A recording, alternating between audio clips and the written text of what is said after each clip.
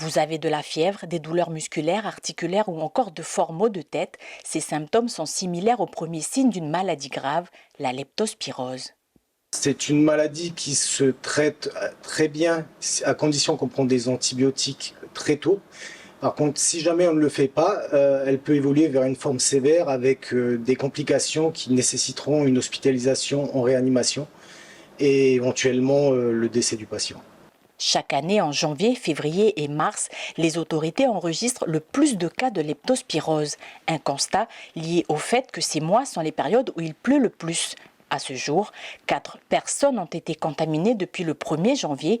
Aucune épidémie n'est encore à craindre, néanmoins il faut rester vigilant. L'année passée, nous étions à 152 cas.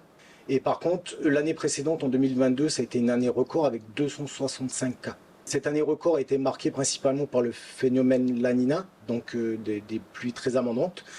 Il ne faut surtout pas que la population se relâche parce que donc on est repassé sur le phénomène El Nino, donc beaucoup moins de précipitations, mais on peut toujours s'exposer à cette maladie justement donc en travaillant la terre, en allant se baigner à la rivière ou voilà. À partir du moment où on circule dans un environnement potentiellement contaminé, on peut s'exposer.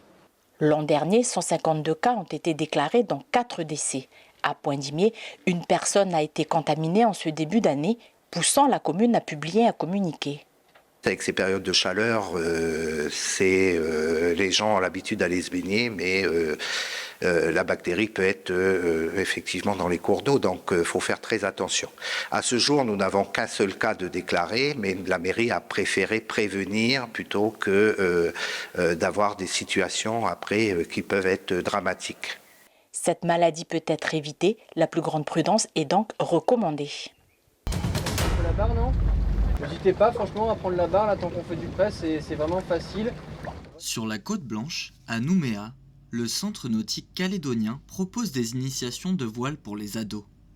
Gratuite et chaque lundi, cette initiative permet de découvrir ce sport nautique avec Lucas en charge de l'activité. Chaque personne qui vient découvrir, chaque jeune qui vient découvrir, il est mis en équipage avec quelqu'un qui fait ça toute l'année, quoi. Donc nous au Cercle Nautique Calédonien, toutes les vacances d'été, donc pendant toutes les vacances d'été, on propose les lundis seulement des initiations gratuites pour les jeunes de 11 à 17 ans. Après le but c'est effectivement de transmettre, de faire découvrir, quoi, de toucher un maximum de personnes. Malgré la pétole, la quelques quinzaine de licenciés du CNC et habitués de la voile se veut moniteur d'un jour. Je montre, d'abord j'essaie de montrer comment les choses marchent, essayer de montrer, de faire ressentir les choses d'abord à une personne qui ne sait pas forcément, puis après je lui explique. Une fois qu'elle se pose la question, tiens comment ça marche ça, après je lui explique. J'essaie d'être dans la pédagogie, sinon ça sert à rien. Voilà, là il y a des images. Voilà, fais genre giga chat. Ça va, c'était assez tranquille. Il n'y avait pas beaucoup de vent, donc c'était tranquille. Très bien passé, ouais, c'était cool, on a pu discuter. On a surtout parlé de la voile en fait, de comment ça se passait au club, qu'est-ce qu'on faisait, comment ça se passait en régate ou des choses comme ça. Cet été, une trentaine de jeunes s'est essayé à la voile. On a eu un temps magnifique et des coéquipiers super gentils qui nous ont coachés tout au long de la matinée. Donc honnêtement, franchement, j'en garderai un bon souvenir. C'est sûr que pendant les vacances, il faut en profiter au max et quand on peut faire de la voile, c'est génial. Il reste 2 sessions d'ici la rentrée. 6 places sont proposées le matin et l'après-midi. La jacinthe d'eau, tellement belle à voir, et pourtant, cette plante aquatique est l'une des plus envahissantes au monde. Une fois plantée, elle peut générer jusqu'à 500 à 700 000 nouveaux plants en quelques mois, étouffant l'écosystème qui s'y trouve et bloquant l'évacuation d'eau.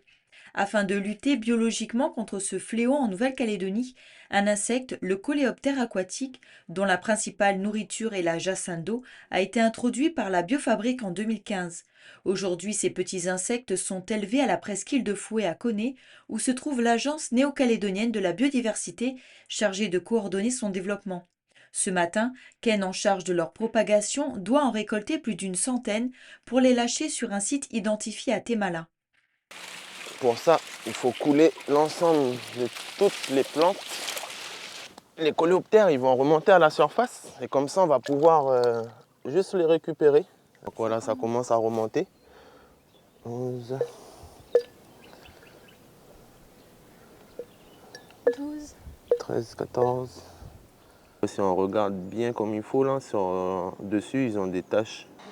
Donc on a commencé à 9h56, on s'arrête à 10h09, on en a eu 150 en 13 minutes. J'ai fabriqué ces petits bocaux là pour qu'ils puissent respirer et puis on va les transporter dans le milieu naturel. À présent, ces petits coléoptères sont déplacés pour être lâchés dans un étang à Témala, sur le terrain de l'éleveur France Debien. Il s'agit du second lâcher d'insectes à cet endroit après 2 ans et le résultat est très satisfaisant. Déjà, on voit là-bas une partie des jacinthes qui macèrent, un peu comme le bac qu'on a vu tout à l'heure à Fouet. Donc là, elles sont en train de couler en fait. Dans un mois, là, toute cette partie-là, elle aura coulé et on verra la surface de l'eau. Attention, nid de guêpe. Tu as déjà vu un mec courir avec des bottes d'eau? C'est tous les petits points là en fait, c'est les morsures, c'est les auxiliaires qui ont consommé la plante. Et donc ça c'est une indication qui nous dit que les auxiliaires sont toujours présents dans le milieu naturel. Donc c'est une très bonne nouvelle pour nous.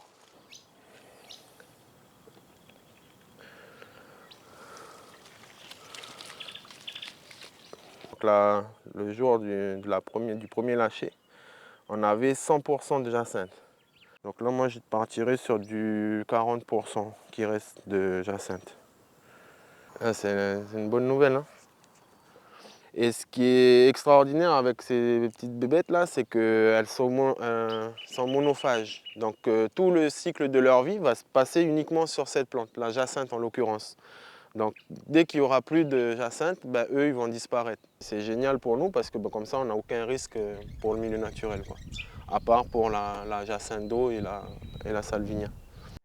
Les équipes de l'Agence néo-calédonienne de la biodiversité sont tenues de faire ces suivis régulièrement, dont les comptes rendus sont ensuite communiqués aux différentes collectivités concernées. À ce jour, presque 3000 individus ont été lâchés sur une trentaine de sites. En parallèle, la prolifération de ces insectes est aussi observée dans des endroits non répertoriés grâce aux oiseaux. En se déplaçant, ils permettent aux coléoptères de migrer, participant ainsi à la régulation des jacinthes d'eau en Nouvelle-Calédonie. À l'heure actuelle, en province sud, la plupart des sites identifiés sont considérés comme traités.